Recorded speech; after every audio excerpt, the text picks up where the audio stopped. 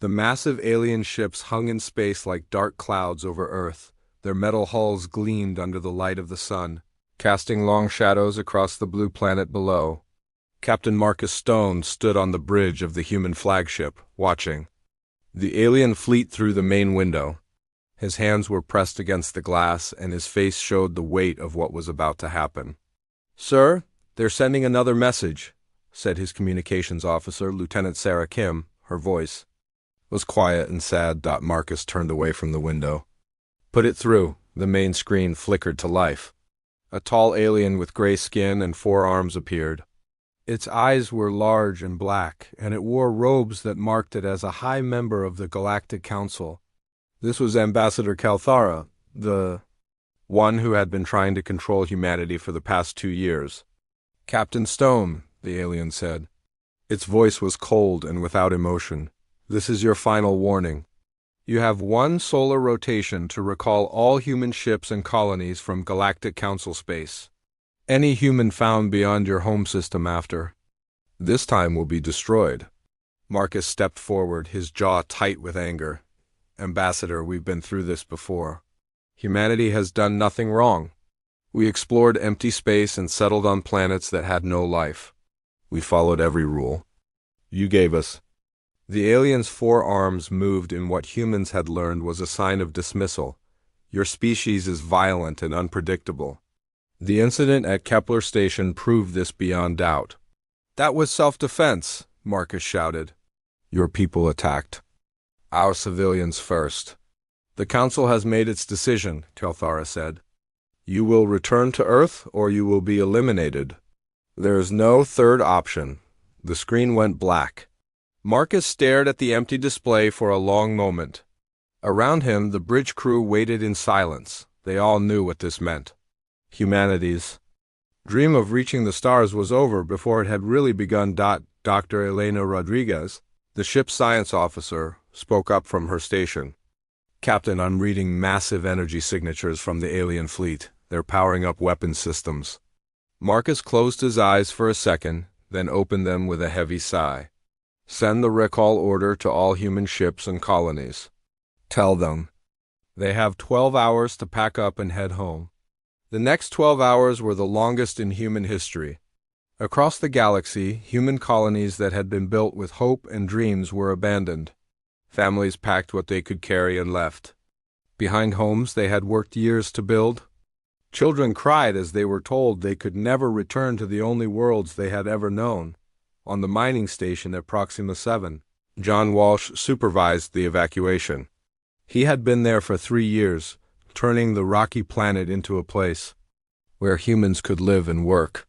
Now he watched as the last transport ship loaded with evacuees prepared to leave. "Dad, why do we have to go?"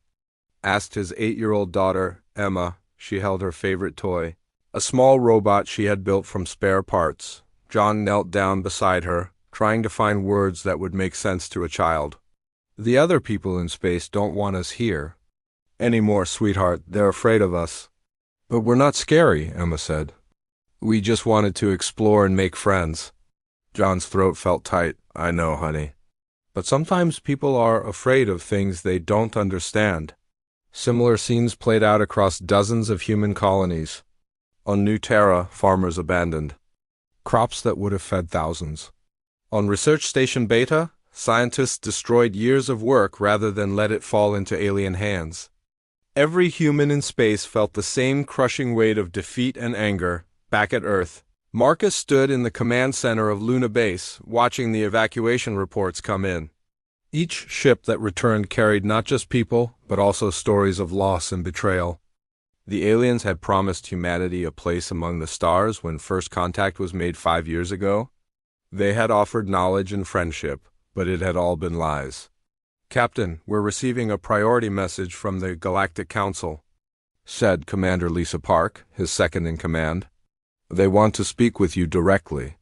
"Put it through to the main screen," Marcus said. This time, it wasn't just Ambassador Kalthara. The screen showed the full Galactic Council representatives from 50 different alien species. They sat in a huge circular chamber, all looking down at Marcus like judges about to pass sentence on a criminal. The council speaker A being that looked like a giant insect with jeweled wings began to talk. Captain Stone, representing the species known as humanity. The Galactic Council has reached a unanimous decision regarding your people. Marcus stood straight, trying to show strength even though he felt defeated. We're listening. Humanity is hereby banished from Galactic Council space. Your species has shown itself to be violent, unpredictable, and unable to follow the laws that keep peace in our galaxy. You will return to your home solar system and remain there. For how long? Marcus asked. Forever, the speaker replied. To ensure compliance, we will establish a containment barrier around your solar system. Any attempt to leave will result in immediate destruction. Marcus felt his heart sink. You're making us prisoners in our own home. You are being given the gift of life, said another council member, one that looked like a giant tree with a face in its trunk. Many species voted for your complete destruction. Be grateful that wiser minds prevailed. The transmission ended. Around Marcus, the command staff stood in shocked silence. They had known this was coming, but hearing it spoken out loud made it real in a way that hurt more than they expected. Over the next 3 days, the alien fleet began construction of what they called the containment barrier. Massive machines floated in space at the edge of the solar system, creating an invisible wall that would keep humanity trapped.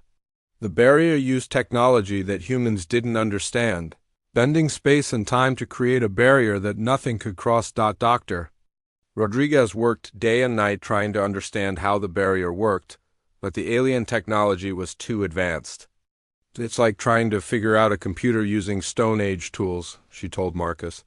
They're centuries ahead of us in physics. On the final day, Marcus watched from the observation deck as the last human ship crossed back into the solar system. The ship was barely damaged from an alien attack that had killed 12 colonists who tried to resist the evacuation. As soon as it passed through the barrier, the invisible wall sealed shut with a flash of light that could be seen from Earth. Marcus placed his hand against the window and looked out at the stars that humanity could no longer reach. This isn't over, he whispered to himself. Someday we'll find a way out. And when we do, the galaxy will see what humans are really capable of. Behind him, Dr. Rodriguez was already making plans. She had managed to scan some of the alien technology. During the evacuation, it wasn't much, but it was a start. Humanity had been given a challenge that seemed impossible.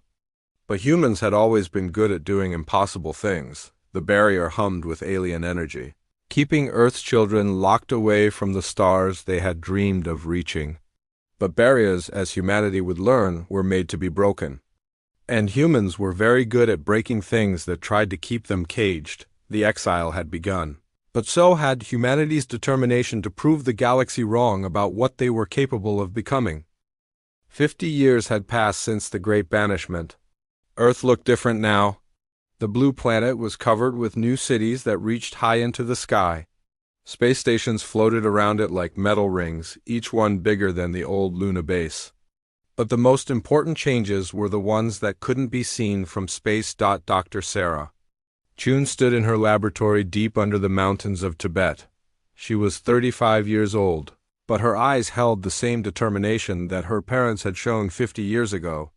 Her mother and father had died during the evacuation from the colonies, killed when alien ships destroyed their transport. Sarah had been only 5 then, but she remembered everything. "Computer, show me the barrier analysis from yesterday," she said to the air. A holographic display appeared in front of her, showing the invisible wall that still surrounded the solar system. For 50 years, the best human scientists had studied it. They had sent probes against it, fired weapons at it, and tried every form of energy they could think of. Nothing worked.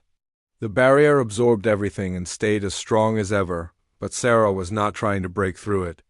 She was trying to go around it. "The aliens think in 3 dimensions, she said to her assistant, Dr. Mark Torres. He was a young man who had been born after the exile, like most people on Earth now. They built their barrier to stop us from moving through normal space. But what if we don't use normal space?" Mark looked confused. "I don't understand, Dr. Chun. There is no other space except normal space," Sarah smiled. That's what everyone thinks. But I've been studying the alien technology we captured during the evacuation. They use something they call dimensional folding to power their ships. What if space has layers, like pages in a book? She waved her hand and the hologram changed. Now it showed what looked like sheets of paper floating one above the other. If we could slip between the layers, we might be able to move around the barrier instead of through it. Mark shook his head. That sounds impossible. Even if other dimensions exist, how would we get to them? With this, Sarah said, pointing to a strange machine in the corner of her lab. It looked like a metal sphere covered in cables and blinking lights. I call it the dimensional phase generator. I've been working on it for 10 years. The machine was built using parts from alien technology that had been secretly saved during the evacuation. Sarah's team had also made new discoveries by studying the barrier itself. Every time they sent a probe against it, they learned a little more about how alien science worked above ground. The rest of humanity was also busy. General Patricia Kane stood in the command center of the Earth Defense Force, looking at reports from secret projects around the solar system. She was the daughter of Captain Marcus Stone, who had died 15 years ago, still believing that humanity would escape their prison. "Ma'am, the shipyards on Titan report that the new stealth cruisers are ready for testing," said Colonel James Park, the son of Commander Lisa Park. Many of the new generation carried on the work their parents had started. Patricia nodded. "And the weapon systems?" "Beyond anything we had before the exile. The plasma cannons can cut through a moon, and the shield generators can stop almost any attack. We've also completed the first batch of enhancement implants for our soldiers." The enhancement implants were one of humanity's greatest achievements during their isolation. By combining alien biotechnology with human medical knowledge, they had created devices that could be placed inside a person's body to make them stronger, faster, and smarter. The early volunteers had been nervous, but the results were amazing. Enhanced humans could think faster than computers and had strength that seemed impossible. Patricia touched the small scar behind her ear where her own implant had been placed. "How many volunteers do we have for the next phase of testing?" "Over 10,000, ma'am. Everyone wants to be part of the Liberation Force." Patricia smiled grimly. The Liberation Force was humanity's secret army, trained for the day when they would break free from their prison and face the aliens again.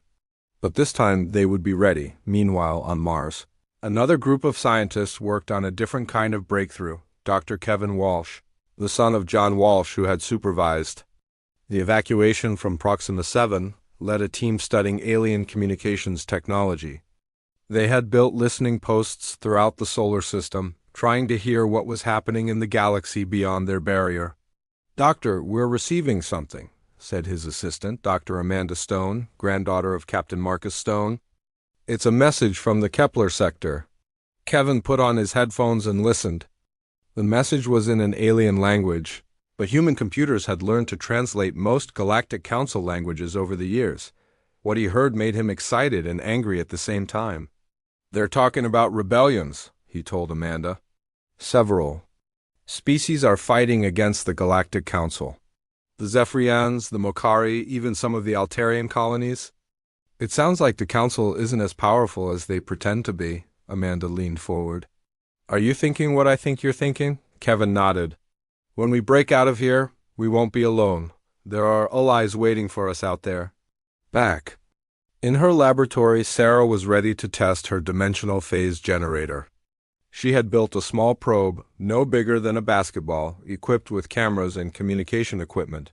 If her theory was right, the probe would slip into the space between dimensions and come out on the other side of the barrier. "Beginning. Test number 47, she said into her recorder. The first 46 tests had failed in different ways. Some probes had simply disappeared. Others had come back twisted into impossible shapes. But each failure taught her something new. She activated the machine. The metal sphere began to glow with strange blue light. The air around it seemed to bend and twist like looking through water. The probe floated into the center of the light and then vanished. For a moment, nothing happened. Then Sarah's communication equipment crackled to life. "This is Probe 47, came the automated voice. "I am transmitting from coordinates that appear to be outside the solar system. The barrier is behind me. Repeat, I am outside the barrier." Sarah felt her heart racing. She had done it. After 50 years, humanity had found a way out of their prison, but she didn't celebrate yet. The probe had to make it back for the test to be complete. If something went wrong during the return trip, she might lose everything she had learned. Probe 47 returned to starting position, she commanded. The blue light appeared again, and the probe materialized in her laboratory. Sarah ran to it immediately, checking every system to make sure it was undamaged. Everything looked perfect. "Mark," she said quietly. "Call General Kane. Tell her we need to meet immediately." "Should I tell her what happened?" Sarah shook her head. "Just tell her that Project Exodus is ready for the next phase." Project Exodus was the code name for humanity's escape plan. For 50 years, they had been preparing for this moment. They had built weapons that could match alien technology. They had enhanced their bodies and minds to be better than ever before. They had learned about the galaxy beyond their prison and found potential allies. Now they had the key to their cage. That night, Sarah stood on the observation deck of Luna Base, looking out at the stars that had been forbidden to humanity for half a century. Her parents had died believing that humanity would never be free, but she would prove them wrong. "We're coming," she whispered to the galaxy beyond. "And this time, we're not the same species you banished. We're something new, something stronger." The barrier still hummed with alien energy, but now Sarah knew it was not a wall. It was just an obstacle, and humans had always been very good at finding ways around obstacles. The long isolation was almost over. Soon, humanity would return to the stars, and the galaxy would learn what 50 years of forced evolution could do to a species that refused to give up. The first human ship to leave the solar system in 51 years was no bigger than a house. The HSS Pathfinder slipped through the dimensional fold like a ghost, carrying a crew of 12 enhanced humans led by Captain Emma Walsh. She was the daughter of the little girl who had asked her father why they had to leave Proxima 7 all those years ago. "Dimensional phase complete," announced Lieutenant David Chun, Sarah's younger brother. His enhanced reflexes allowed him to control the complex navigation systems that normal humans couldn't handle. "We're now 15 light years from Earth. No sign that the aliens detected us," Emma smiled. After months of secret testing, humanity's new technology worked perfectly. The dimensional phase drive let them slip between layers of space, moving around the alien barrier like water flowing around a rock. But being free was just the first step. Now came the real challenge. "Take us to the Kepler system," Emma ordered. "But keep us cloaked. We're not ready to announce ourselves yet." The Pathfinder moved through space using engines that made no sound and left no trace.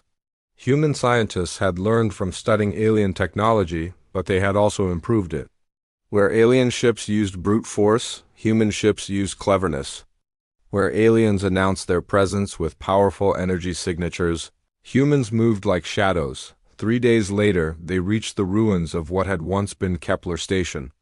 Emma stared at the twisted metal floating in space where her people had once lived and worked. The alien attack 50 years ago had destroyed everything, but now she could see something the reports had never mentioned. "David, scan those debris fields. Look for anything that doesn't match our old technology." David's enhanced eyes studied the sensor readings. "Captain, I'm detecting weapon signatures that aren't human or Galactic Council. These look like resistance fighters." Emma felt her pulse quicken. The intelligence reports from Earth had been right. The galaxy was not the peaceful place under alien control that the Council claimed it to be. There were others fighting back. "Set course for the Zephyrian colonies," she ordered, "but stay hidden. We watch and learn before we make contact." The Zephyrian system was 3 days away at their current speed. When they arrived, Emma couldn't believe what she saw. The beautiful blue-green worlds that intelligence reports described were now gray and lifeless. Huge alien mining ships hung over the planets like metal clouds, stripping away everything valuable. My God, whispered Dr. Lisa Park, the mission's science officer. They're destroying entire worlds. Through their advanced sensors, they watched Zephyrian workers being forced to load ships with the resources from their own dying planets. The workers looked thin and weak, nothing like the proud species that had once built great cities among the clouds of gas giants. Captain, David said quietly, I'm detecting a small signal from the third moon. It's encrypted, but our computers are breaking it down. It looks like ... distress call. Emma made a decision that would change everything. Take us to that moon, but keep us invisible. The third moon was supposed to be empty, according to Galactic Council records. But as they got closer, their sensors revealed hidden structures built inside ancient craters. Someone was definitely living there in secret. This is it, Emma said. Our first contact since the exile. Everyone stay calm and follow my lead. They landed the Pathfinder in a crater near the hidden base. Emma put on her environmental suit and stepped outside, carrying only a translation device and a small energy weapon. She walked to what looked like a solid rock wall and waited. After 10 minutes, part of the wall slid open. A tall, thin creature with blue skin and 4 arms stepped out. It was a Zephyrian, but this one looked different from the workers they had seen. This one stood straight and proud, carrying weapons that looked homemade but deadly. The Zephyrian spoke in its own language, but Emma's translator converted it immediately. You are not Council forces. What species are you? Why do you hide your ship? Emma removed her helmet, showing her human face. The Zephyrian stepped back in surprise. I am Captain Emma Walsh of the human species, she said. We were exiled from this galaxy 50 years ago. We have returned. The Zephyrian's large eyes grew even larger. Humans? But you were destroyed. The Council said your species was eliminated. For being too dangerous, Emma smiled grimly. The Council lied. We were imprisoned, not destroyed, and now we're free. I am Commander Kethrin of the Zephyrian Liberation Front, the alien said. If you are truly human, then perhaps the old prophecies are true. What prophecies? Kethrin gestured for Emma to follow him into the hidden base. Inside she found dozens of Zephyrians working on weapons and communication equipment. The base was small but well organized, clearly the center of some kind of resistance movement.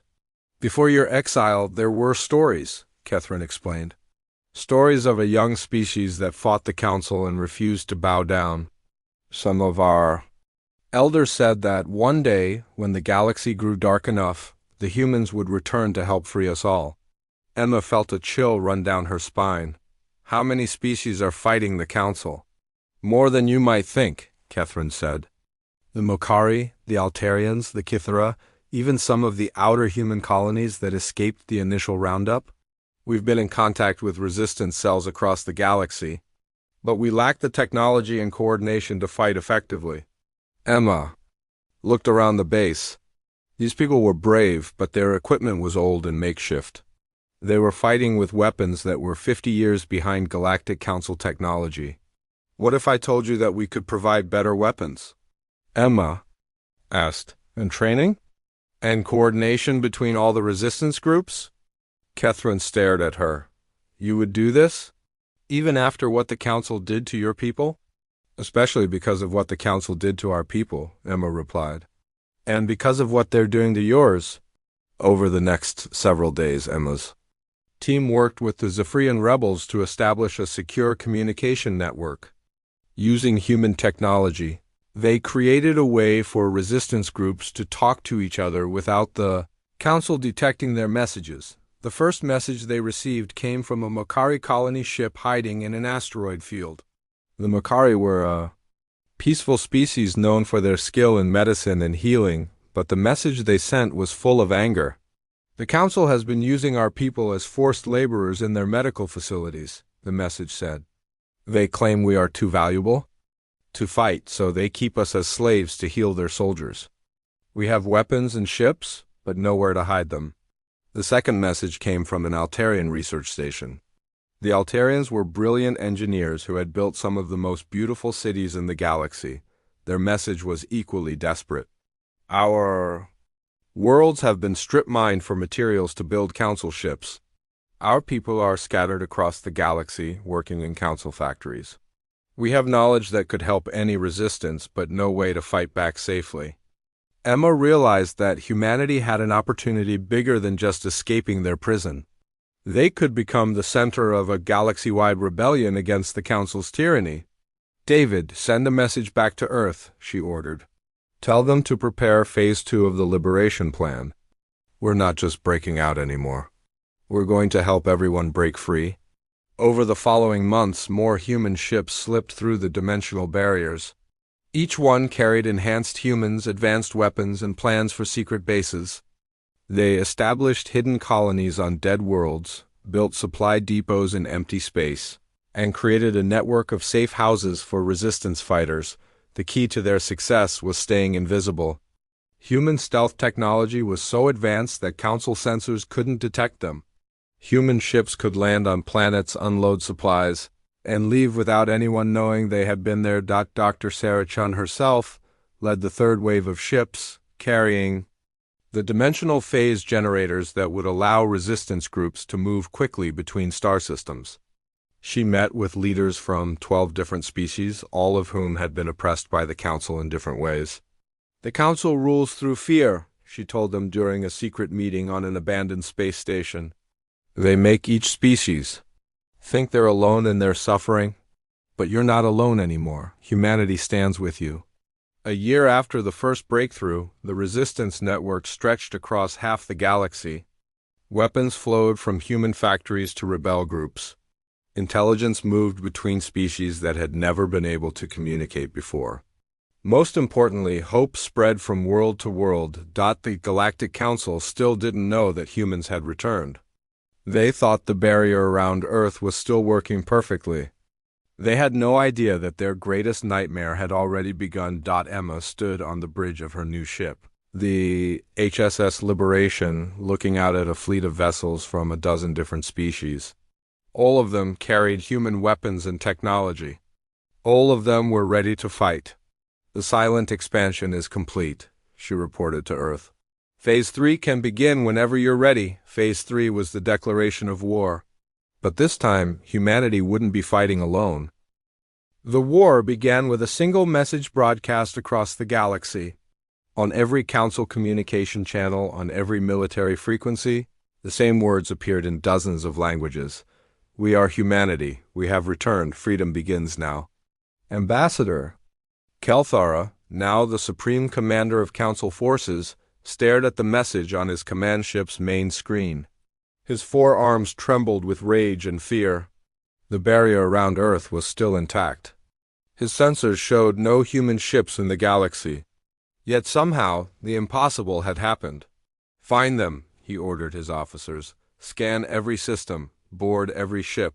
The humans cannot have simply disappeared for 50 years and returned without U.S. knowing. But Kelthara was looking for the wrong thing. He expected to find large human fleets attacking Council worlds directly. Instead, humanity fought a different kind of war. They were everywhere and nowhere, striking like lightning and vanishing like smoke on the industrial world of Korath. Prime, Council soldiers woke up to find their weapons depot had been completely emptied during the night. Security cameras showed nothing. Guard posts reported no intruders. The weapons had simply vanished as if they had never existed. The stolen weapons appeared 3 days later in the hands of Mokari rebels, who used them to free an entire slave camp. When Council reinforcements arrived, they found empty buildings, and a message written on the wall: "Freedom is not negotiable." Signed, Humanity and Friends. Captain Jake Torres led the Human Special Forces team responsible for the Korath raid. His body was enhanced with implants that made him faster than any normal human, and his team could move through the shadows like ghosts. They had studied alien military tactics for 50 years, learning every weakness and mistake the Council. Forces made. The aliens fight like they're still living in the past, Jake told his team as they prepared for their next mission. They rely on big ships and heavy weapons. They think wars are won by having the most firepower. They don't understand. That real victory comes from never letting the enemy see you coming. Jake's team struck 17 council facilities in a single month. They rescued prisoners, destroyed supply lines, and stole intelligence that helped resistance groups across the galaxy coordinate their attacks. The council began to fear the darkness itself, never knowing when invisible human soldiers might appear, but the humans weren't the only ones fighting. On the gas giant moon of Altara 7, the resistance had grown into a full army. Commander Zethalan, an Altarian engineer, led 3,000 rebels equipped with human weapons and training. "Today we take back our sky cities," she announced to her troops. The Altarians had once built beautiful floating cities in the upper atmosphere of gas giants. The council had destroyed most of them and forced the survivors to work in underground factories. Zethalan's army attacked the council garrison at dawn. But instead of charging directly at the enemy, they used human tactics. Small teams struck at different points around the base, confusing the defenders. Human-designed plasma rifles cut through council armor like it was made of paper. Human shields protected the rebels from energy weapons that should have killed them instantly. The battle lasted only 4 hours. When it was over, the council garrison had been completely destroyed, and the rebels had captured enough equipment to arm 5 more resistance groups. Dr. Sarah Chun watched the battle reports from her command ship hidden in deep space. She was now 55 years old, but the enhancement implants kept her mind sharp and her reflexes quick. Around her, officers from 12 different species worked together to coordinate attacks across the galaxy. "The Council is starting to panic," reported Commander Kethrin, the Zephyrian leader who had first made contact with humanity. "They're pulling ships back from their outer territories to protect their core worlds." Sarah smiled. "Good. That means the outer colonies can start declaring independence. How many systems are ready to openly rebel?" 47 so far," said Dr. Yintapel, a Mokari medical officer who had joined the human fleet. The council simply doesn't have enough ships to hold everything together anymore. The truth was that the Galactic Council had never expected this kind of war. For thousands of years, they had ruled by making each species afraid to fight back. They would destroy one world as an example, and the others would surrender without a battle. But humanity had shown the galaxy that the Council could be beaten, and that courage was contagious. On Earth, General Patricia Kane stood in the war room deep under the North American Command Center. Holographic displays showed battles happening across the galaxy in real time.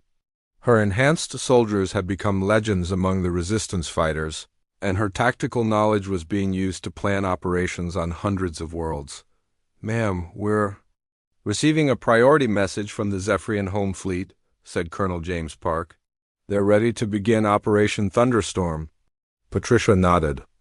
Operation Thunderstorm was the plan to liberate the Zephyrian homeworld, which had been under direct council control for 30 years. It would be the largest battle since the war began, and success would prove to the galaxy that even the Council's strongest fortresses could fall. "Tell Admiral Chun to proceed," Patricia ordered, "and remind her that the whole galaxy will be watching." Admiral Sarah Chun had been promoted to lead the combined human and alien fleet that would attack the Zephyrian homeworld. Her flagship, the HSS Defiance, was unlike any ship that had ever been built. It combined human stealth technology with weapons designed by Altarian engineers and shields created by Mokari scientists. It was a symbol of what the galaxy could achieve when species worked together instead of fighting each other. The attack began at midnight local time. 50 human ships phased through dimensional space to appear inside the Council's defensive perimeter. At the same time, 200 rebel ships from various species attacked from the outside, drawing the Council's attention away from the main assault. The Council defenders never saw the human ships coming. The first they knew of the attack was when their command station exploded in a ball of fire. Within minutes, the orbital defense platforms were destroyed, and human soldiers were teleporting directly onto Council ships. Lieutenant Emma Walsh, now a seasoned Special Forces officer like her mother had been a ship captain, led a team that captured the Council's planetary governor. She found him hiding in his bunker 3 kilometers underground, protected by enough armor to stop a nuclear weapon. "You cannot defeat the Council," the governor said, as Emma's team surrounded him. "We have ruled this galaxy for 10,000 years. We will rule it for 10,000 more." Emma looked at the alien through her helmet visor. "Maybe you ruled for 10,000 years, but you ruled through fear and violence. We're offering something you never could. What is that?" "Hope," Emma said simply, "and hope is stronger than fear." The battle for the Zephyrian homeworld lasted 3 days. When it was over, the Council fleet had been destroyed, and millions of Zephyrian prisoners were free. The victory celebration could be seen from space as freed slaves lit fires of joy in every city, but the Council was not finished. Supreme Commander Kelthara gathered the largest fleet in the galaxy's history. Over 10,000 ships from 100 different worlds, all equipped with the most powerful weapons the Council had ever built. "If we cannot rule through fear," he told his officers, "then we will rule through destruction. I want every rebel world burned, every resistance fighter killed, every human ship destroyed. Show the galaxy what happens to those who defy the Council." The fleet moved toward the center of rebel territory, planning to destroy world after world until the resistance collapsed. But Kelthara had made the same mistake that military leaders had made throughout history. He thought that more violence would solve his problems. Admiral Sarah Chun received reports of the massive Council fleet and smiled. "They still don't understand," she told her officers. "They think this war is about who has the biggest guns. They don't realize it's about who the people of the galaxy want to follow." She opened a communication channel that reached every resistance group in the galaxy. "This is Admiral Chun. The Council is bringing everything they have to try to crush us. They think fear will make us surrender. They're about to learn that they're wrong." Across the galaxy, rebel fleets began moving toward a single meeting point. Ships that had been hiding in asteroid fields and on the edges of solar systems came out of the shadows. Worlds that had been secretly building weapons revealed arsenals that surprised even the human commanders. The largest battle in galactic history was about to begin. And for the first time in 50 years, humanity would not be fighting alone against impossible odds. This time they had friends. The final battle took place in the Nexus system, where the Galactic Council had built their capital city among the rings of a massive gas giant. It was here that decisions affecting trillions of beings had been made for thousands of years. It was here that humanity had been sentenced to exile 51 years ago. And it was here that the future of the galaxy would be decided. Admiral Sarah Chun stood on the bridge of the HSS Defiance, looking at the largest fleet ever assembled. Over 3,000 ships floated in formation around her flagship. Humans, Zephyrians, Makari, Altarians, and dozens of other species had come together for this moment.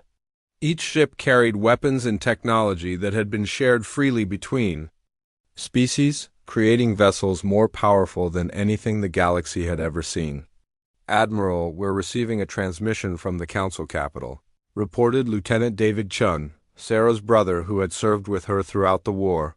"Put it through," Sarah said. The main screen showed Supreme Commander Kelthara aboard his massive flagship.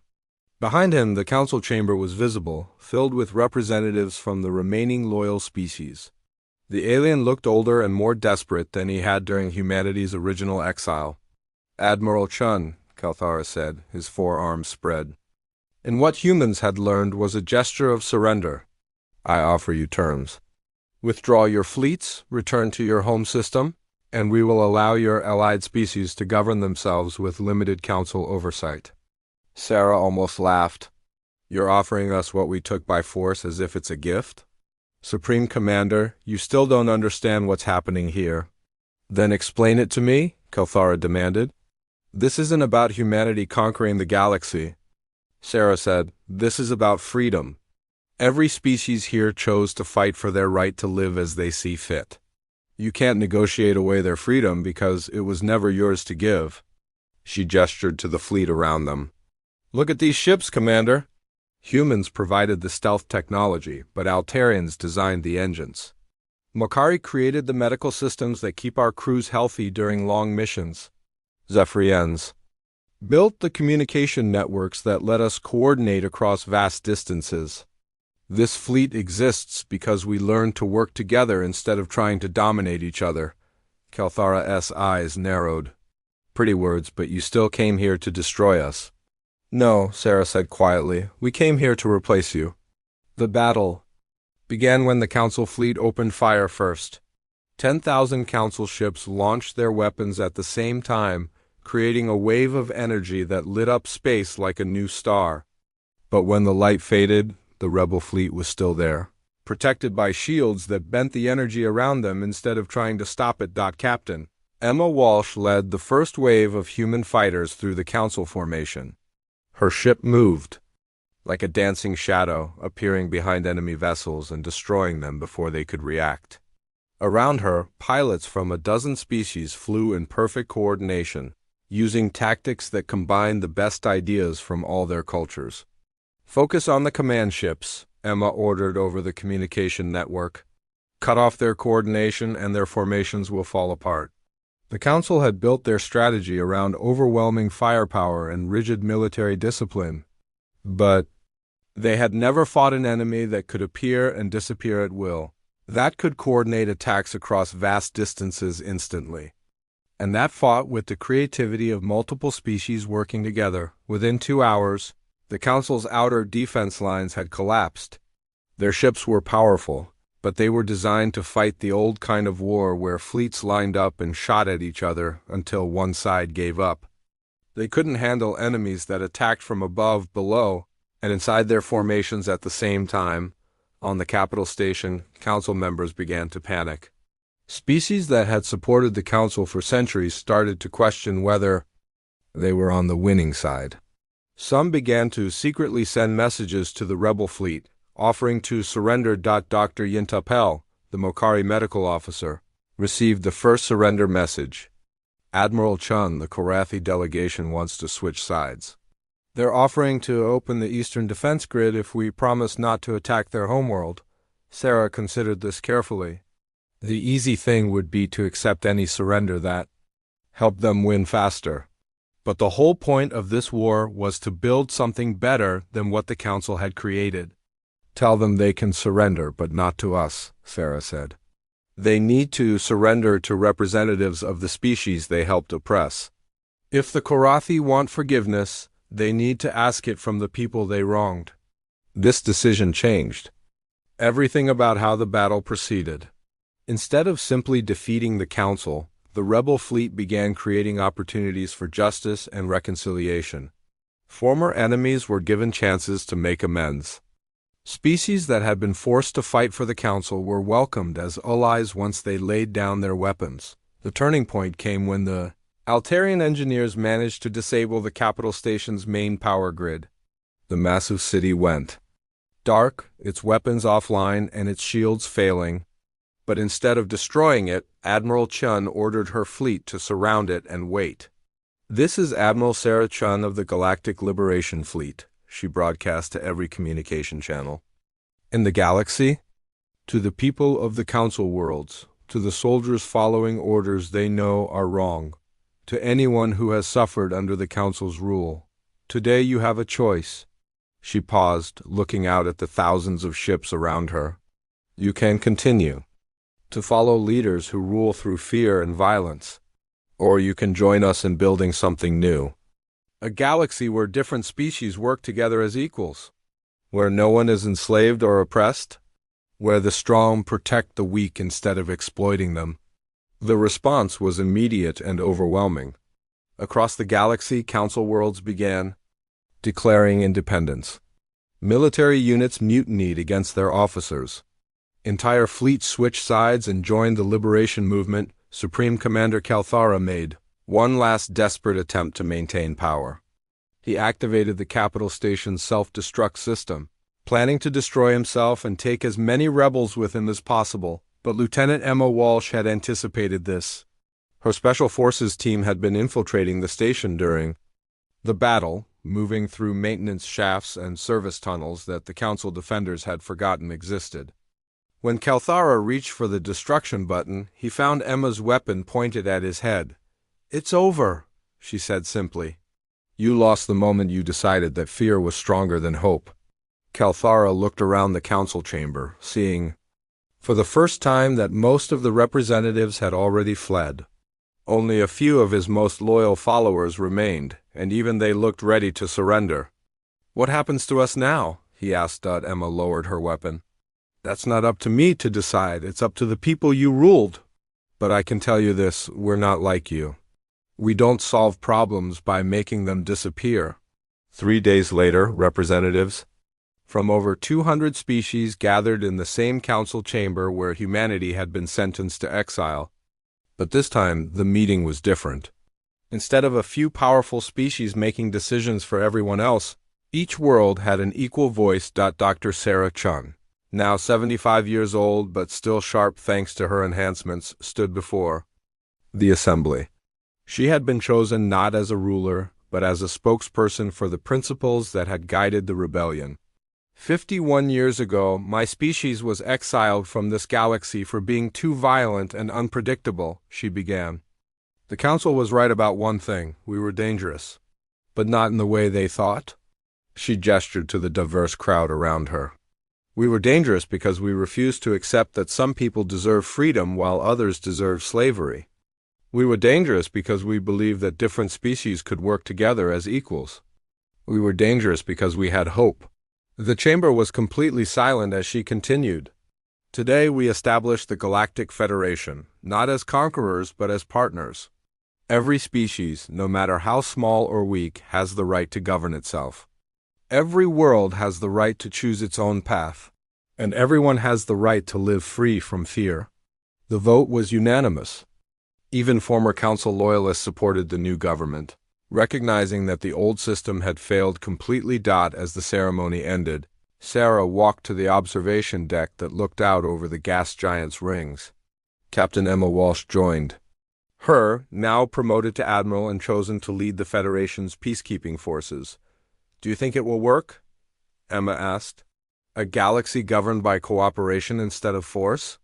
Sarah smiled, remembering her parents who had died believing humanity would never be free. "It won't be easy. There will be conflicts and disagreements. Some species will try to dominate others. But now we know it's possible. We've proven that different people can work together to build something better than what came before." She pointed to the stars beyond the gas giant. "And we have something the old council never had." "What's that?" "Time," Sarah said. "The council ruled through fear, and fear only works until someone shows you there's another way. But hope grows stronger every time it's shared. And we've shared it with the entire galaxy." Above them, ships from dozens of species patrolled the space around the new Federation capital. Human vessels flew alongside former enemies. Ambassador Zefkari's 4 eyes moved across the glowing datapad as he sat in his chair. The blue light from the screen made his gray skin look even paler than usual. Around him, the great council chamber of the Andorian station buzzed with quiet voices. Other ambassadors from different worlds talked in small groups, their strange languages mixing together like a weird song. The chamber was huge. Its walls were made of clear crystal that showed the stars outside. Ships moved past the station like tiny dots of light. Some were long and thin like needles. Others were round like balls. Each ship carried people from different worlds across the galaxy. Zefkari looked at his datapad again. The numbers on the screen made him feel worried. Something was wrong, but he could not put his finger on what it was. He had been an ambassador for over 50 years. He knew when something did not feel right. "Ambassador Zefkari," a voice said behind him. He turned around to see Commander Velanash walking toward him. The tall alien wore the dark blue uniform of the Galactic Defense Force. Her 6 arms moved in a way that showed she was nervous. "Commander," Zefkari said, "what brings you to the council chamber today?" Velanash sat down in the chair next to him. Her voice was quiet when she spoke. "We have been getting strange reports from our long-range sensors. Energy readings from the outer systems that do not match anything in our databases." Zefkari's ears moved forward. This was exactly what he had been worried about. Which systems? The Sol system, mostly. You know, the dead system where the old myths say the humans came from. Velanash laughed, but it sounded forced. Of course, we all know humans never really existed, the Sol system. Zethkari had heard that name before in the old stories. Every child in the galaxy knew the tales about humans. They were supposed to be a race of violent, crazy beings who lived on a blue and green world. The stories said they fought wars over everything. They killed each other for resources, for land, for ideas that lived only in their heads, but the stories also said humans were smart. Too smart. They made weapons that could destroy whole worlds. They built machines that could think. In the end, the tales said the humans destroyed themselves with their own creations. Their world became a dead rock floating in space. The energy. Readings, Zethkari said. How strong are they? Velanash looked around to make sure no one else was listening.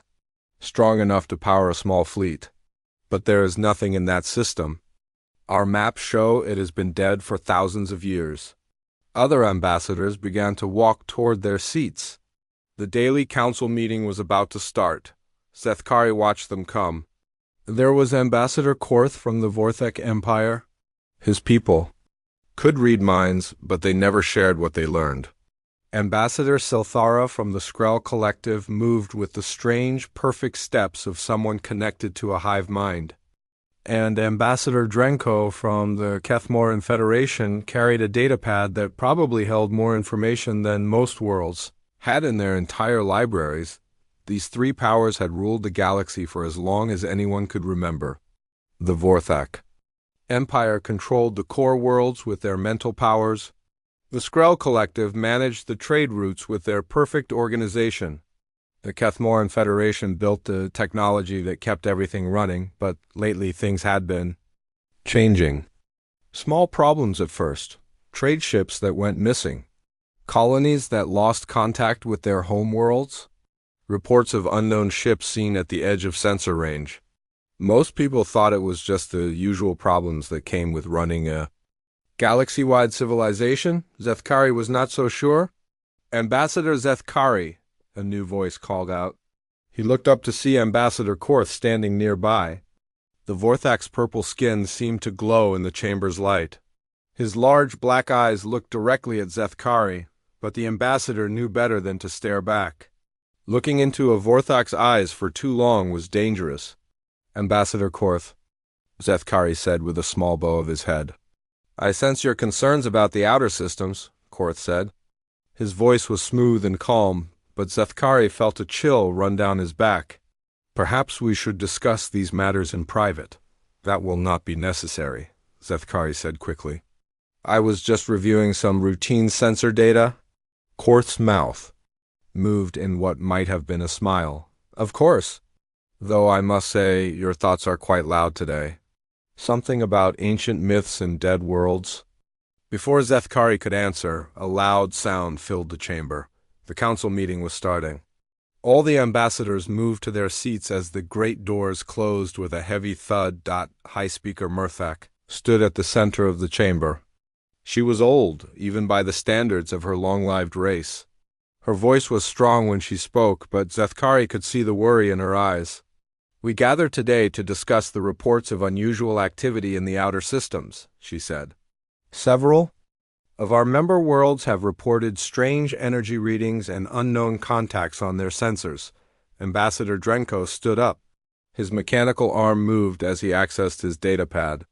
The Kethmoran Federation has analyzed all available data. We believe these readings are the result of natural stellar phenomena. Old stars sometimes have energy bursts that can look like artificial signals. What about the Sol system? Zethkari asked. The readings there have been consistent for weeks. Drenko's artificial eye focused on him. The Sol system is dead, Ambassador. It has been dead since before our civilizations learned to travel between stars. Any energy readings from that area are most likely the result of solar flares or asteroid impacts. Ambassador Silthara spoke next. Her voice had the strange harmony that came from speaking for billions of minds at once. The collective agrees with this assessment. We have no records of active life in the Sol system. The human myths are just that, myths. But what if they are not myths? Sethkari asked. The chamber became quiet. All eyes turned to him. What? If the humans are real, what if they never destroyed themselves? Some of the ambassadors laughed. Others looked at him like he had said something crazy. But Sethkari noticed that a few of the older ambassadors were not laughing. They looked worried. Ambassador Sethkari, High Speaker Murthik said, the human myths have been studied by our best scholars. They are stories created to teach children about the dangers of violence and war. No evidence has ever been found that humans actually existed. Then explain the energy readings, Sethkari said. Explain the missing ships. Explain why our long-range sensors keep picking up contacts that disappear before we can get a clear reading. Ambassador Korth stood up slowly. Perhaps, Ambassador. Sethkari is suffering from stress. Reading minds all day can be difficult, but reading too many worried thoughts can make one paranoid. The chamber filled with quiet laughter. Sethkari felt his face grow hot with embarrassment, but he also felt something else. Fear, not just his own fear, but fear from others in the chamber. Despite their laughter, some of the ambassadors were scared. I move that we increase patrols in the outer systems, Sethkari said. If there is nothing to worry about, then there is no harm in being careful. Seconded, said a voice from the back of the chamber. Everyone turned to see Ambassador Yiltar from one of the smaller worlds. His people were traders who traveled to the far edges of the galaxy. My people have been reporting strange things too. Ships that appear on sensors but cannot be contacted. Signals that seem to come from empty space. High Speaker Murthik looked around the chamber. Very well, we will increase patrols in the outer systems. But I want to be clear, this is a precaution only. We are not chasing ghost stories and ancient myths. As the meeting continued, Sethkari's mind wandered. He thought about the old stories his grandmother used to tell him. Stories about humans who could fight like demons and think like gods. Stories about a race that never gave up, never backed down, never forgot a wrong done to them. In the stories, humans were always watching, always learning, always waiting for the right moment to act. Sethkari looked out at the stars through the crystal walls. Somewhere out there, in the darkness between worlds, something was moving. Something that had been hidden for a very long time. He just hoped they would see it coming before it was too late. Captain Veltar stared at the main screen of her ship as the stars stopped moving. The luminous inquiry had just dropped out of hyperspace at the edge of the Sol system. Around her, the bridge crew worked quietly at their stations. The soft blue light from their controls made everyone look calm, but Veltar could feel the tension in the air.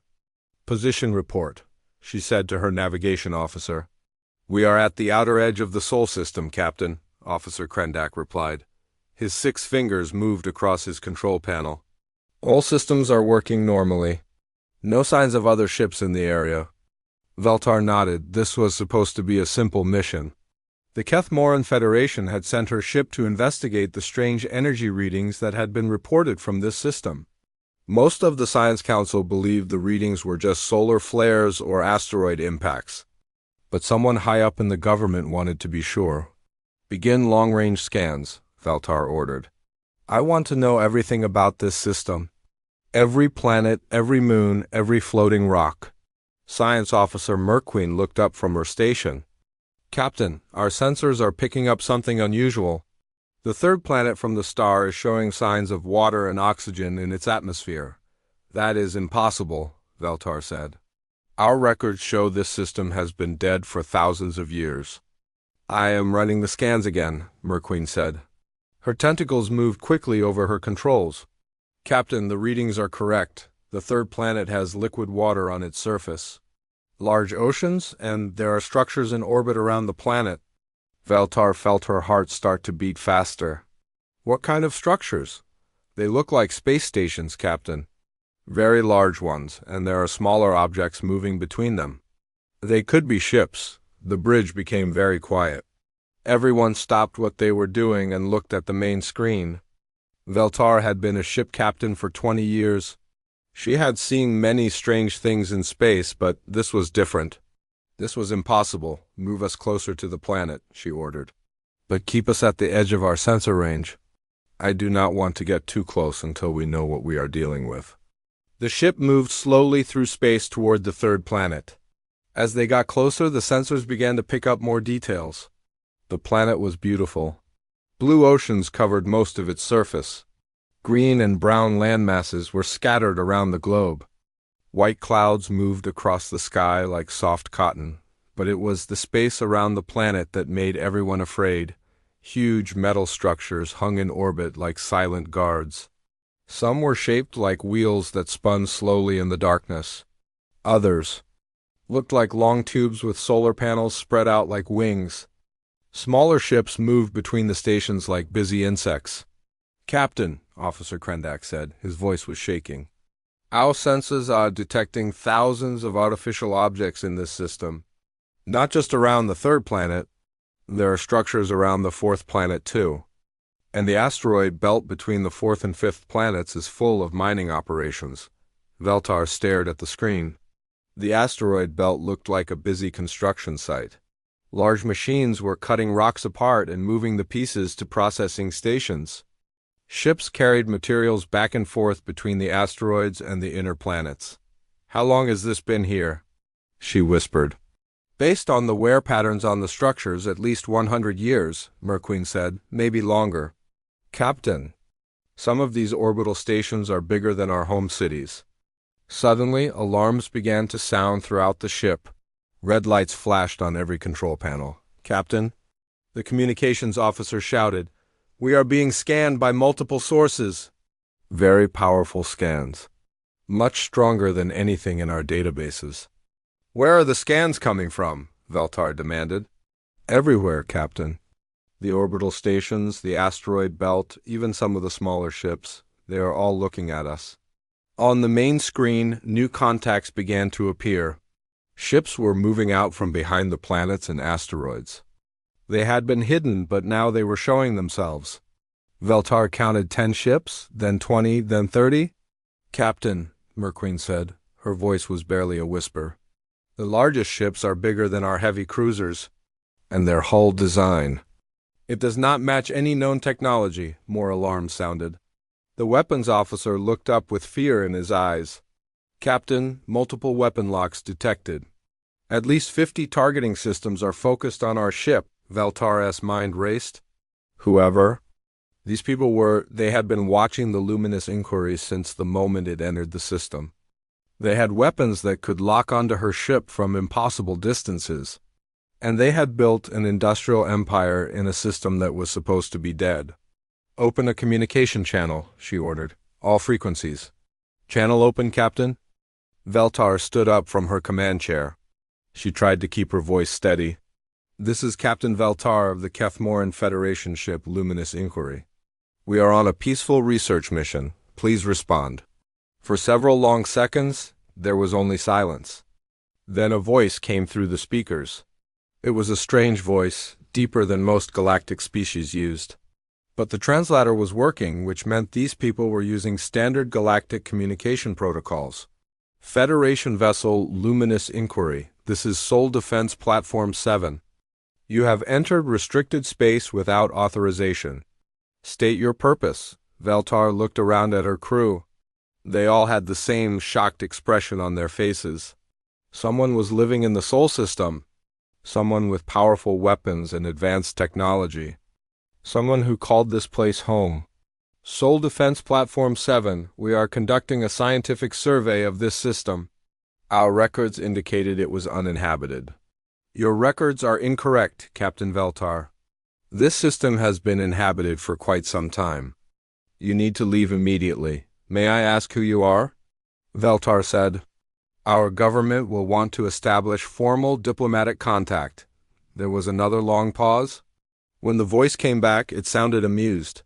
"We know about your government, Captain. We have been watching your ships travel between the stars for over 200 years. We know about the Kethmoran Federation, the Vorthek Empire, and the Skrull Collective. We know about your trade routes, your wars, your politics. The blood in Veltar's veins turned cold. You have been watching us?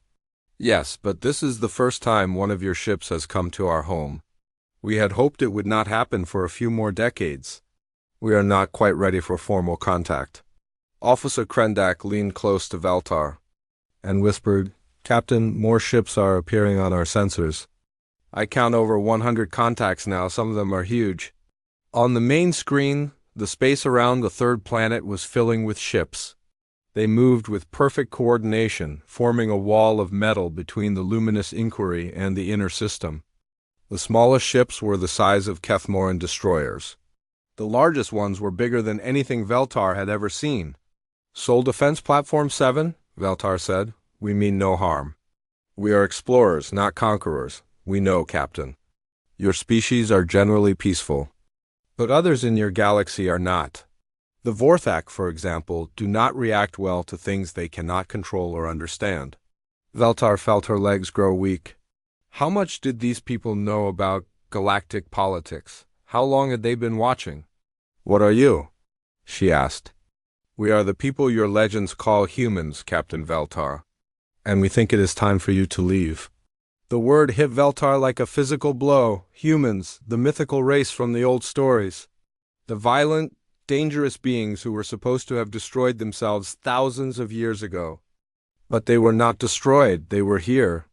They had been here all along, watching and learning and building. Impossible, she whispered. Not impossible, Captain, just very well hidden. You have 30 minutes to leave this system. Do not return without proper diplomatic authorization. And Captain? Yes? When you report this to your government, tell them that humanity remembers everything. Every story told about us, every lie spread about our extinction, every assumption made about our nature, we remember it all. The communication ended. Around the luminous inquiry, the human fleet continued to grow. Ships appeared from behind moons and asteroids like ghosts materializing in the darkness. Some were sleek and fast, built for speed and stealth. Others were massive and heavily armed, designed for war. Captain, the weapons officer said, our computer has analyzed their ship designs. They are built for combat, but not the kind of combat we use. These ships are designed to fight multiple enemies at once. Ship-to-ship combat, orbital bombardment, fleet actions. Everything. Veltar sat back down in her command chair. Her hands were shaking. Set course for the edge of the system. Maximum speed? Yes, Captain. As the luminous inquiry turned away from the third planet, Veltar watched the human fleet on her screen. They were not following, but they were watching. Always watching. The ship jumped to hyperspace, leaving the Sol system behind. But Veltar knew that nothing would ever be the same.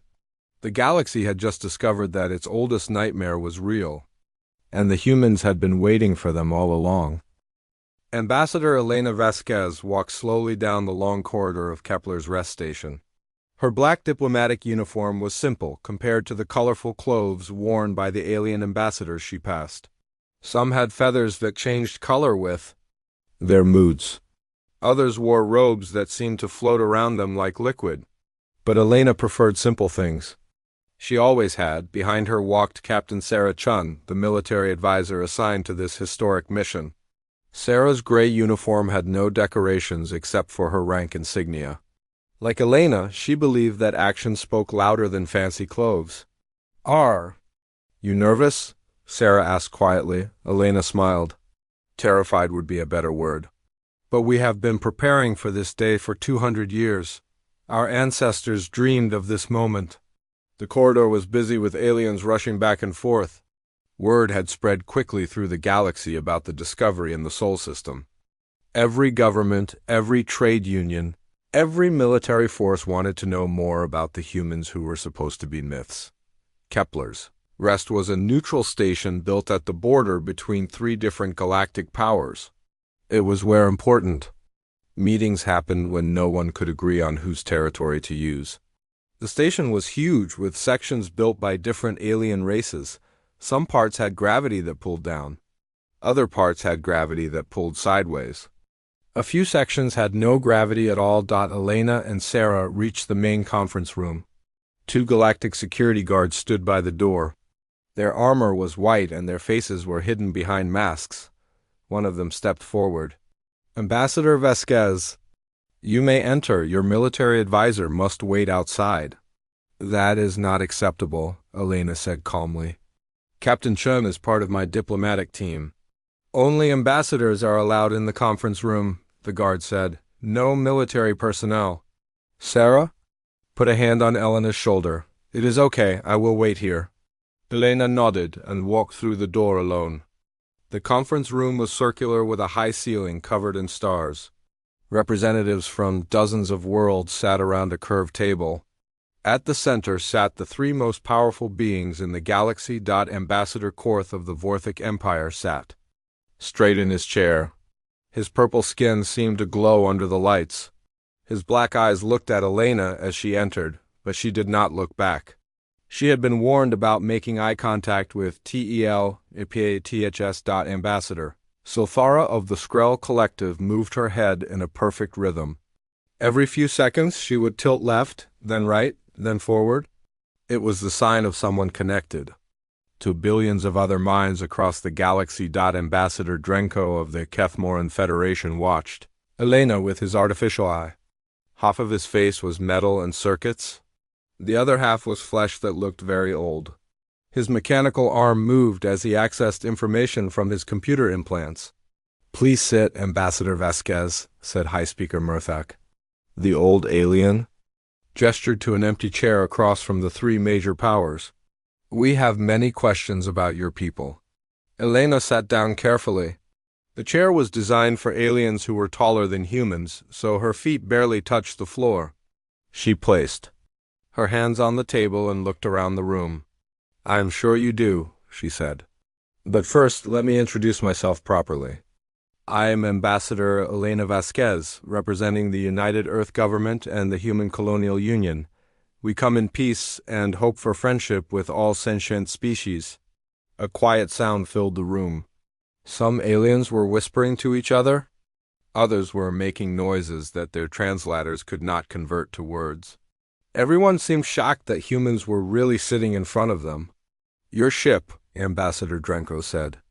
His voice sounded like it came from a machine. The one that brought you here. Our sensors could barely detect it until it was almost at the station. How is this possible? Elena smiled. We have been working on stealth technology for a long time. When you spend 2 centuries watching other people, you learn to be very quiet. 2 centuries? Ambassador Korth leaned forward. You have been watching us for 200 years? Actually, a bit longer than that. We made our first contact with galactic civilization in the year 2157 by your calendar. A human exploration ship found one of your old communication satellites, drifting in space. We learned your languages, studied your cultures, and observed your politics. The room became very quiet.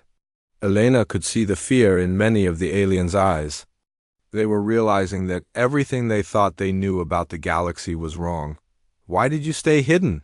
High Speaker Murthak asked, why not make contact sooner? Elena stood up and walked to the center of the room. A holographic display appeared in the air above the table. It showed a map of the galaxy with different colored areas marking the territories of various powers. Because we were learning, she said, we watched the Vorthic Empire use mind control to dominate other species. We saw the Skrell Collective absorb entire worlds into their hive mind. We observed the Kethmoran Federation strip resources from primitive planets. The hologram changed to show historical events, battles between fleets, planets being bombarded from orbit, colonies being destroyed. We saw how you treated species that were different from you, species that were smaller or less advanced or had resources you wanted. We decided that humanity was not ready to reveal itself until we could defend ourselves. Ambassador Silthara spoke for the first time. Her voice had the strange harmony of many minds speaking as one. You accuse us of being aggressive, but the old stories say humans are the most violent species that ever existed, Elena laughed. It was not a happy sound. The stories you tell about us are interesting. Some are based on truth. Yes, we had wars on our homeworld. Yes, we fought each other for thousands of years. but we learned from our mistakes. The hologram changed again. Now it showed Earth as it looked today. Cities covered the continents, but they were green cities with parks and forests. The oceans were clean and blue. The sky was clear. We did not destroy ourselves, Elena said. We grew up. We learned to work together. And while you were telling stories about our extinction, we were building something new. New images appeared in the hologram. Human colonies on dozens of worlds, massive space stations around distant stars, fleets of ships moving through hyperspace. How many worlds? Ambassador Drenko asked. His artificial eye was recording everything. 43. Colonies, 17 major industrial systems, 312 defensive stations, and about 20,000 ships of various sizes. The numbers hit the room like a bomb. Several aliens made sounds of shock or fear. Elena could see them doing calculations in their heads, trying to figure out how powerful humanity had become. 20,000 ships? Ambassador Korth's voice was barely a whisper. That is larger than any fleet in the galaxy. Yes, Elena said simply, but most of our ships are not warships. We prefer to build things rather than destroy them. We have mining ships, research vessels, colony transports, medical ships.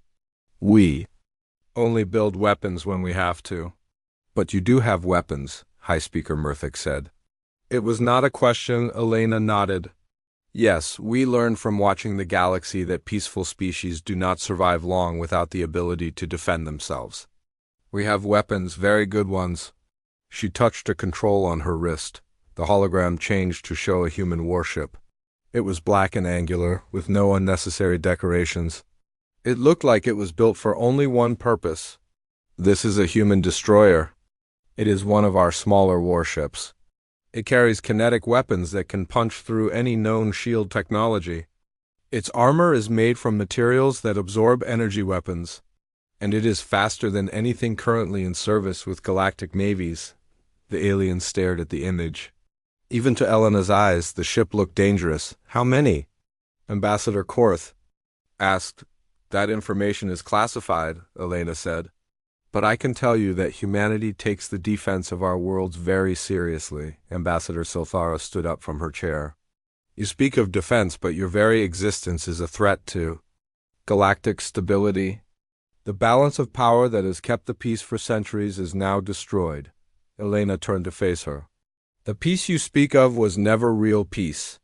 It was just three powerful groups agreeing not to fight each other while they divided up the rest of the galaxy.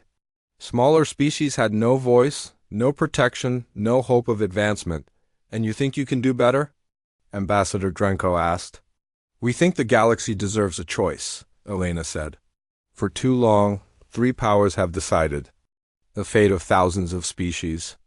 Maybe it is time for something different. High Speaker Murthic raised her hand for silence.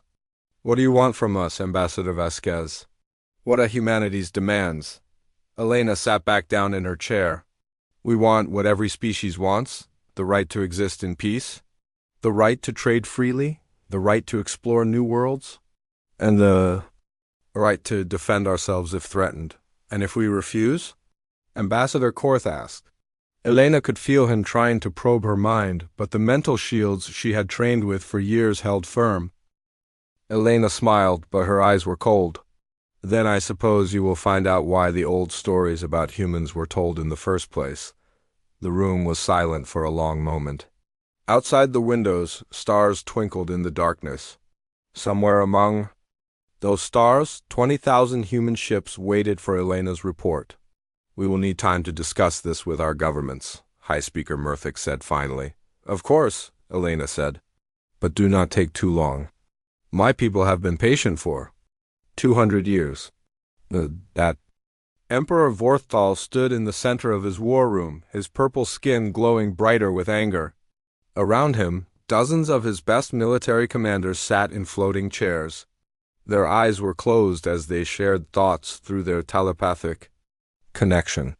The combined mental power in the room was enough to control the minds of entire planets. Show me the images again, the Emperor commanded. A large holographic display appeared in the air above them.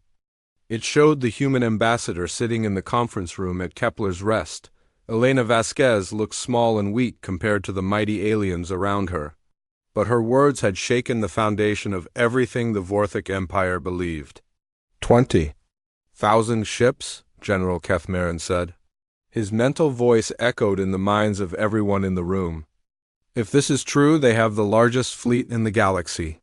It cannot be true, Admiral Yurthek replied. We would have detected such a massive military buildup. Our spy networks cover every inhabited system. Emperor Vorthtile raised his hand for silence. His mental power was so strong that it hurt to resist his commands. I have probed the minds of our agents at Kepler's Rest. The human ambassador was telling the truth, every word. The room filled with psychic tension. Fear and anger mixed together in a storm of telepathic energy. The Vorthic Empire had ruled the galaxy for over 1,000 years. They had never faced a threat they could not control through mental domination. My Emperor, General Kethniron said, we must consider the possibility that these humans are immune to our psychic abilities. The ambassador resisted my probe attempts. Impossible, Admiral Yurthek said. All organic minds can be controlled. It is the natural order. Emperor Vorthtal walked to the window that looked out over his capital city. Below him, millions of beings went about their daily lives. Most were Vorthak, but many were other species that served the Empire. All of them were under mental control to some degree. It was how the Empire maintained peace and order. I tried to read the human's mind myself, the Emperor said. It was like touching a wall of metal. Her thoughts were completely protected. The implications of this were terrifying. If humans could not be controlled mentally, they would have to be defeated by force. And if they really had 20,000 ships, that would require the largest military campaign in galactic history. We cannot allow this threat to grow, the Emperor decided. Humans must be destroyed before they can spread their influence to other species. My Emperor, General Kethmiran said carefully, perhaps we should attempt diplomatic solutions first. War with an unknown enemy is always dangerous. Emperor Vorthtal turned from the window, his black eyes burned with psychic fire. Diplomacy is for equals. These humans are not our equals. They are a disease that must be cut out before it spreads. The Emperor gestured to the holographic display. New images appeared showing human colonies and ships. Look at what they have built. All of it hidden from us. All of it done in secret while they watched us like insects in a laboratory. The insult cannot be tolerated, Admiral Yorthek agreed. We are the masters of this galaxy. No primitive species has the right to spy on us. Within hours, orders went out across the Vorthic Empire. Every fleet, every battle group, every warship that could move was called to the capital world. The greatest military force ever assembled began to gather. In the darkness between stars, ships arrived from all corners of the Empire. Massive dreadnoughts that could destroy planets, fast cruisers designed to hunt down fleeing enemies, carriers that held thousands of fighter craft, support ships filled with supplies and troops. Emperor Vorthtal stood on the bridge of his flagship. The mind's eye, through the windows, he could see hundreds of other ships stretching out in all directions. The combined firepower was enough to conquer entire sectors of the galaxy. Final count, Admiral? He asked. Admiral Yurthek consulted his display. 317 ships, my Emperor, the largest fleet in our history. 62 dreadnoughts, 95 cruisers, 160 destroyers and support vessels. And our telepathic coordination? Perfect, my Emperor. Every ship's crew is linked through our psychic network. We can coordinate attacks, share information, and react as one mind. No enemy has ever faced such unified command, Emperor Vorthtal smiled. This was how wars should be fought. Overwhelming force applied with perfect coordination. The humans might have numbers, but they lacked the telepathic unity that made the Vorthic Empire invincible. Set course for the Sol System, he commanded. It is time to end this threat. The massive fleet jumped to hyperspace. Behind them, the capital world of the Vorthek Empire was left almost defenseless. But the Emperor was confident that would not matter. This war would be over quickly. 3 days later, the Vorthek fleet dropped out of hyperspace at the edge of the Sol system. Emperor Vorthtal expected to see the same scene that Captain Veltar had reported. A few orbital stations around the third planet, some mining operations in the asteroid belt. Maybe a handful of patrol ships. Instead, he saw a nightmare. The space around Earth was filled with ships. Not hundreds, but thousands. They hung in perfect formations like geometric patterns, made of black metal. Each ship was dark and angular, designed for war and nothing else. How many? The Emperor whispered. Admiral Yorthek's voice was shaking. Our sensors are detecting over 4,000 contacts, my Emperor, and more are appearing every minute. As they watched, more human ships seemed to materialize out of empty space. They had been hiding behind asteroids, inside nebulae, even in the shadow of planets. The entire system was a trap, and the Vorthak fleet had flown right into it. Impossible, General Kethmarin said. Where did they all come from? They were waiting for us, the Emperor realized. They knew we would come. They knew exactly when and where we would arrive. A communication signal reached the flagship. The face of a human woman appeared on the main screen. She had gray hair and cold blue eyes. Her uniform was simple, but she wore it with the confidence of someone who had seen many battles. I am Admiral Sarah Chun of the Earth Defense Force, she said. You have entered human space without permission. Withdraw immediately or face the consequences. Emperor Vorthtal stepped forward. I am Emperor Vorthtal of the Vorthek Empire. You will surrender immediately or be destroyed. Admiral Chun smiled, but it was not a friendly smile. Emperor, you brought 300 ships to attack our home. We have been watching your fleet since you left your capital world.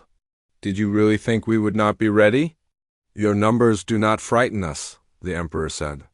We have telepathic coordination that allows us to fight as one mind.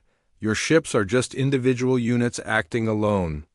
Actually, Admiral Chun said, our ships are coordinated too. Not by telepathy, but by quantum communication networks that update faster than thought itself? And Emperor? You picked the wrong species to underestimate. The communication ended.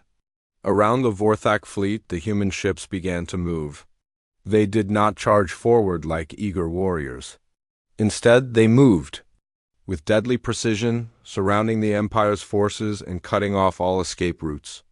My Emperor, Admiral Yorthek said, we should withdraw and reconsider our strategy. No, Emperor Vorthtal snarled. We are the Vorthek Empire. We do not retreat from primitives. All ships, attack formation, target their largest vessels first. The Vorthak fleet moved forward. Their ships were beautiful in their own way, with smooth curves and elegant designs. Psychic energy flowed between them as 300 minds, linked together in perfect harmony. The humans waited until the Empire's ships were committed to their attack. Then they struck. The first volley came from weapons that the Vorthak had never seen before. Instead of energy beams or plasma bolts, the humans fired solid projectiles at incredible speeds.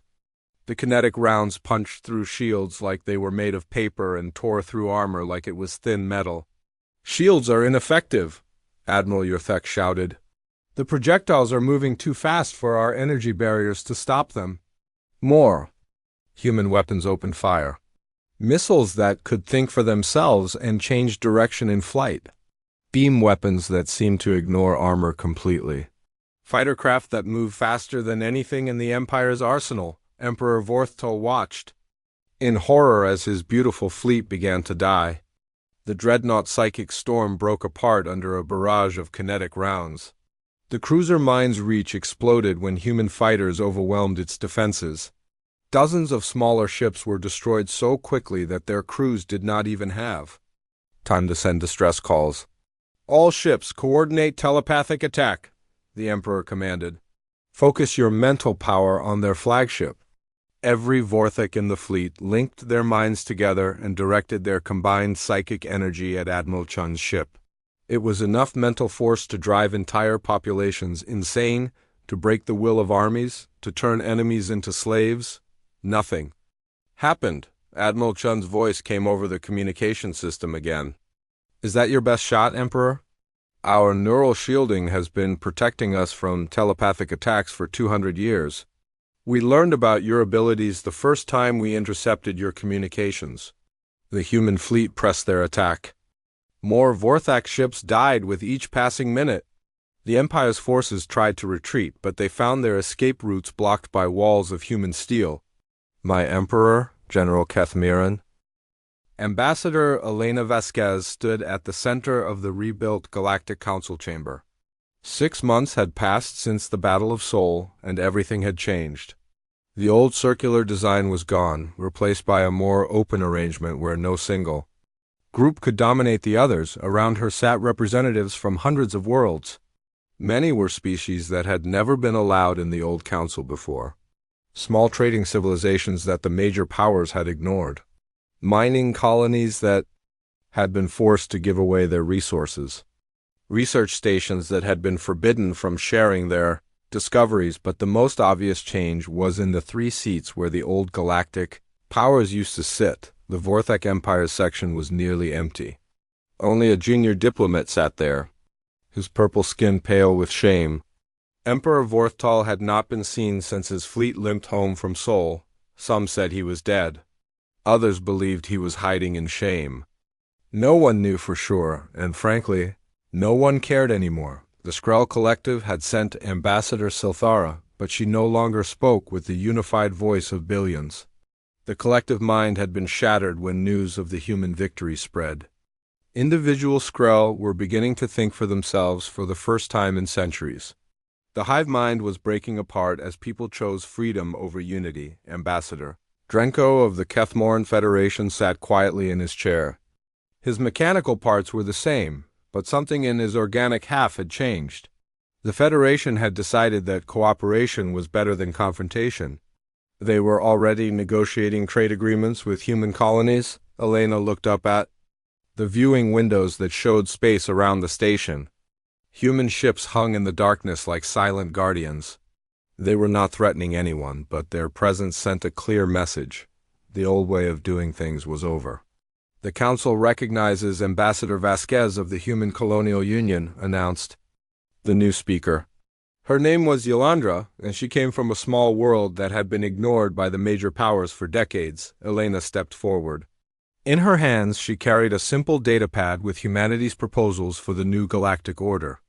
After 200 years of watching and waiting, humans were finally ready to take their place among the stars. Honorable delegates, she began. 6 months ago, many of you believed humans were myths, stories told to frighten children. Tales of a violent species that destroyed itself long ago. She paused and looked around the chamber. Every eye was focused on her. Every translator was working to carry her words to dozens of different species. You were wrong about us being myths. But you were also wrong about what kind of species we are.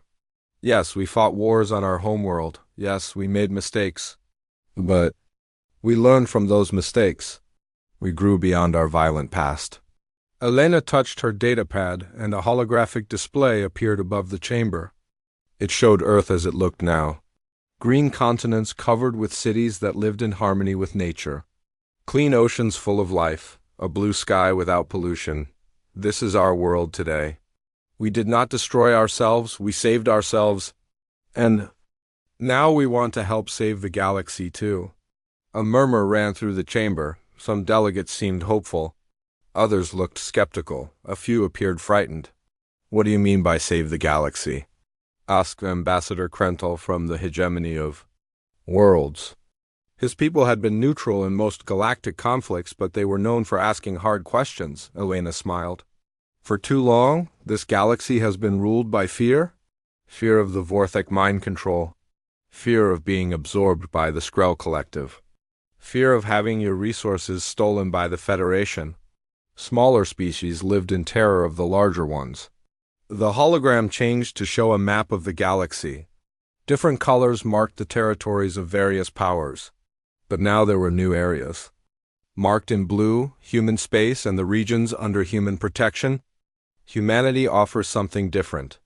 We offer protection for those who cannot protect themselves, fair trade for those who have been exploited, and freedom for those who have been enslaved. Protection? The Vorthic diplomat stood up, his voice shaking with anger. You destroyed our fleet.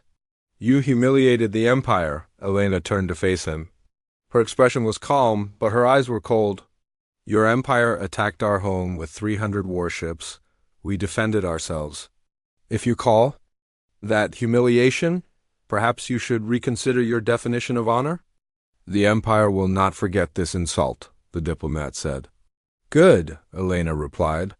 We hope you remember it every time you think about conquering another world. Every time you consider enslaving another species with your telepathic control. We will be watching. Ambassador Silthara spoke up, her voice no longer carrying the harmony of the collective mind. What guarantees can you offer that humanity will not become the same kind of threat that the old powers were? It was a fair question, and Elena had expected it. We offer the same guarantee that any free people can give. Our actions will speak for themselves. Judge us by what we do, not by what we promise. Elena touched her datapad again. The hologram now showed human colonies spread across dozens of star systems. But these were not military bases or mining operations. They were cities, farms, research stations, and universities. We have been building for 2 centuries, but not just warships. We have built schools where any species can learn, hospitals where any being can be healed, research stations where scientists from different worlds work together to solve problems. She gestured to the viewing windows where human ships waited in space. Yes, we have weapons, strong ones. But we prefer to build rather than destroy. We prefer to teach rather than conquer. We prefer to trade rather than steal. What about our existing governments? Asked Ambassador Drenko. Will humanity try to replace us? No, Elena said firmly. Every species has the right to govern itself. We do not want to rule the galaxy. We just want to make sure it is ruled fairly.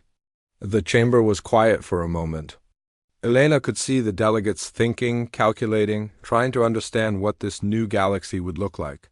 What are your specific proposals? Speaker Yolandra asked. Elena consulted her datapad. First, we propose a new galactic charter that guarantees basic rights for all sentient beings. The right to live free from mental control, the right to trade fairly, the right to explore and colonize new worlds without interference. The hologram changed to show the text of the proposed charter. It was written in simple language that every species could understand. Second, we propose a new galactic peacekeeping force. Ships and crews from many different worlds working together to stop aggression and protect the innocent. More images appeared, showing mixed crews working on ships designed for peace rather than war. Third, we propose a technology sharing agreement. Humanity will share our advances in medicine, agriculture, and science with any world that wants them. In return, we hope to learn from the knowledge and experience of other species. Ambassador Krentel leaned forward. And if we refuse these proposals? Elena's expression did not change. Then you refuse them. We will not force anyone to accept our help, but we will also not allow anyone to prey on those who do accept it. Is that a threat? The Vorthic diplomat demanded. It is a promise, Elena said quietly. The age of galactic bullies is over. If you want to rule through fear and force, you will have to go through us first. She looked around the chamber one more time. We know that trust must be earned. We know that some of you will always see us as a threat. But we also know that there are species in this galaxy who have been waiting for centuries for someone to stand up to the old powers. Elena gestured to the smaller delegates, the ones from worlds that had been ignored or exploited. To those species we say this: you are no longer alone, you have allies now. You have protection, and you have a voice in how this galaxy is governed. The voting took 3 days. In the end, the new galactic charter passed by a large majority. Not everyone voted yes. The Vorthic Empire and several other aggressive species voted against it. But enough worlds supported the new order to make it official. As Elena prepared to leave the station, she received a message from Admiral Sarah. Chun. The text was short but clear. Patrol fleets are in position. Defense networks are active. We are ready. Elena smiled as she looked out at the stars. Somewhere among those distant suns, human ships were already moving to protect worlds that had never known safety before. Colony ships were carrying families to new homes where they could live without fear.